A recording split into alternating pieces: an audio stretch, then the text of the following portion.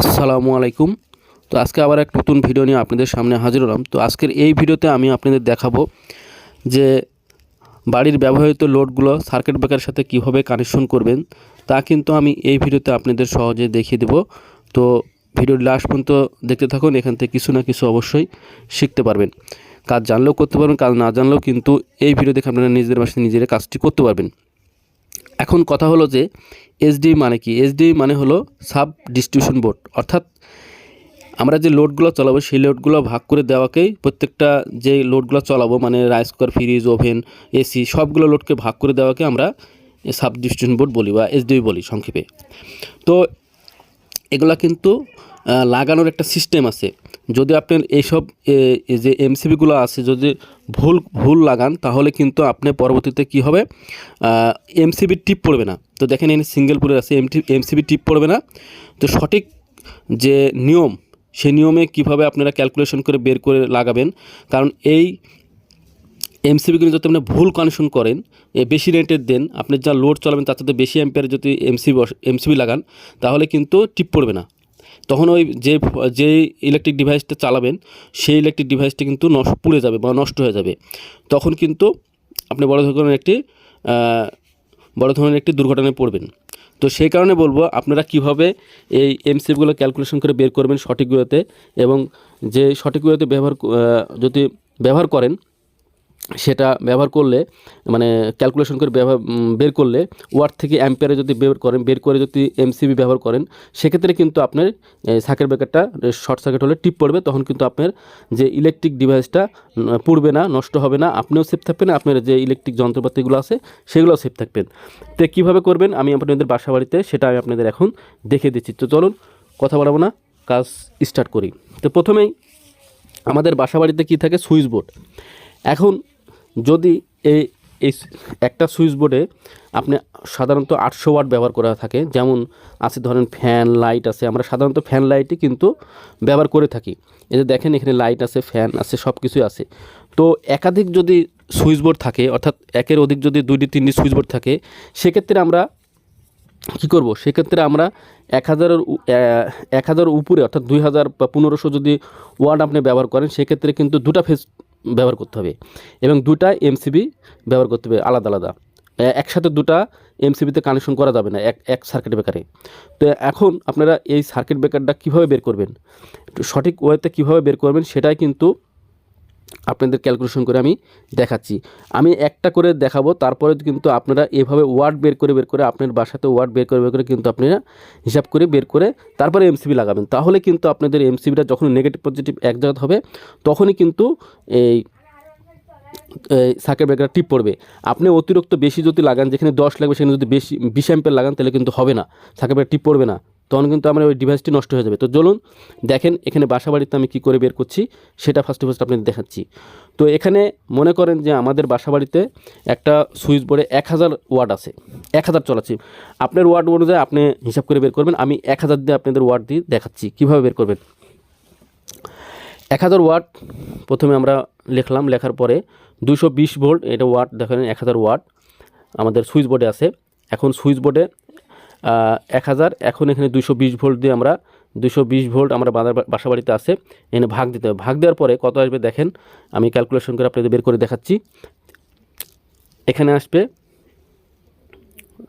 দেখেন 4.54 এই অ্যাম্পিয়ার আসবে এটা। তো এর সাথে কিন্তু আরও 1 যোগ করতে হবে, যোগ করে দিবেন। যোগ করার পরে এখানে 5 অর্থাৎ 5.54 আসবে। তারপরে কিন্তু এটা কিন্তু আপনাদের অরিজিনালি যে লাগবে সেটাই আমি দেখাচ্ছি। তো এখানে কিন্তু 6 অ্যাম্পিয়ারের একটি এমসি ব্যবহার করবেন, অর্থাৎ একটা সুইচ বোর্ডের জন্য 1000 ওয়াটের জন্য 6 অ্যাম্পিয়ার যদি সার্কিট ব্রেকার ব্যবহার করেন সেক্ষেত্রে কিন্তু আপনি অটোমেটিক কিন্তু এভাবে বের করবেন। প্রত্যেকটা আপনার এসি থাকুক, পাওয়ার সকেট থাকুক, যে কটা ওয়াট চালাবেন, যে ওয়ার্ড আছে লেখা ওই ইলেকট্রিক ডিভাইসে ওই ওয়াট অনুযায়ী কিন্তু আপনাকে ভাগ করে এক অ্যাম্পিয়ার বেশি দিবেন, 1 অ্যাম্পিয়ার বেশি দিই, তারপরে ওটাকে আপনি যোগ করে আমি যেভাবে দেখছি সেভাবে যোগ করে যদি বের করেন তাহলে কিন্তু আপনার এমসি বের করা হয়ে যাবে। তো এখানে আপনি যদি 6 এর জায়গায় 10 দেন তাহলে কিন্তু ওটা টিপ পড়বে না, তখন ওই সার্কিট টিপ পড়বে না, কিন্তু আপনার যে ইলেকট্রিক ডিভাইসটা সেটা কিন্তু নষ্ট হয়ে যাবে। তো আমি কিন্তু আসলে অল্প সময়ের মধ্যে বোঝানোর চেষ্টা করলাম। তো দেখেন এখানে পাওয়ার সকেট আছে। আমরা পাওয়ার সকেটে সাধারণত কী চলাই? পাওয়ার সকেটে সাধারণত আমরা এই rice cooker, fridge, oven, Blender machine নিয়ে চলাই। এখন পাওয়ার সকেটে আপনাদের কী দিতে হবে? পাওয়ার সকেটে অবশ্যই কিন্তু 3টা তার লাগবে। একটা আর্থিং তো অবশ্যই লাগবে। আর্থিং না দিলে কিন্তু আপনি যে ইলেকট্রিক ডিভাইসটা চালাবেন সেখানে কিন্তু যদি কারেন্টটা হয়ে যায় বডি, তখন কিন্তু আপনি হাত দিলে শর্ট করবে। কিন্তু আর্থিং যদি দেন তাহলে কিন্তু শর্ট করবে না। যাই হোক, এটুকু বললাম। এখন এমসিবি কীভাবে ব্যবহার করবেন? আপনি নর্মাল যদি শুধু ফ্যান চালান বা মোবাইল চার্জ দেন সেখানে কিন্তু 6 অ্যাম্পিয়ার দেবেন। আর যদি আপনি বেশি 1200-1500 ওয়াটের চালান সেক্ষেত্রে আপনি 13 অ্যাম্পিয়ারের 10 অ্যাম্পিয়ারের এমসিবি ব্যবহার করতে পারেন। তো এগুলা কিন্তু আপনাদের আমি বলে দিচ্ছি যে পাওয়ার সকেটে কিন্তু এক সার্কিটে একটা প্যারালাল করবেন না, আলাদা আলাদা করেই কানেকশন করবেন। তাহলে কি হবে? একটা ফল্ট হলে সবগুলো বন্ধ হবে না। আলাদা আলাদা সার্কিট নিয়ে আসবেন, আলাদা আলাদাভাবে তার নিয়ে এসেই আপনাদের এই পাওয়ার সকেটে কানেকশন করবেন। ফেস নিউট্রাল দুইটা নিয়ে আসতে হবে। এটা হয়ে গেল পাওয়ার সকেটের কাজ। তো হালকা লোডের জন্য আপনি 6 অ্যাম্পিয়ার ব্যবহার করবেন, আবারও বলছি। আর ভারী লোডের জন্য কিন্তু 10 অ্যাম্পিয়ার বা আপনার লোডের উপর ওয়াটের উপর ভিত্তি করে আপনাকে কাজটি করতে হবে। তো যাই হোক, আমি এখন আপনাদের বলছি যে এসি। তো এখন এসির 1 টন এসির জন্য আপনারা কত এমসি ব্যবহার করবেন? 1 টন এসির জন্য আপনাদের অবশ্যই কিন্তু 10 অ্যাম্পিয়ারের এমসি ব্যবহার করতে হবে।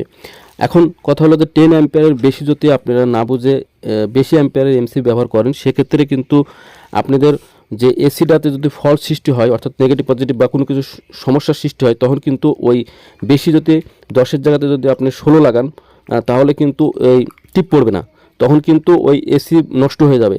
সেই কারণে বলবো অবশ্যই আপনারা যেখানে যে মাপের অর্থাৎ ওয়ার্ডের উপর ভিত্তি করে কিন্তু আপনাকে ওই এমসিবি ব্যবহার করতে হবে। তা না হলে কিন্তু আপনার এসি বা আপনার যে কোনো জিনিস চালালে কিন্তু ওই সার্কিট টিপ পড়বে না, তখন ওই আপনার ইলেকট্রিক ইকুইপমেন্টটি নষ্ট হয়ে যাবে। তো এখানে আসলো 1 টনের। এখন 1.5 টনের বলি। 1.5 টনের ক্ষেত্রে কিন্তু একই। 1.5 টনে আপনি 16 অ্যাম্পিয়ারের একটি এমসি ব্যবহার করবেন।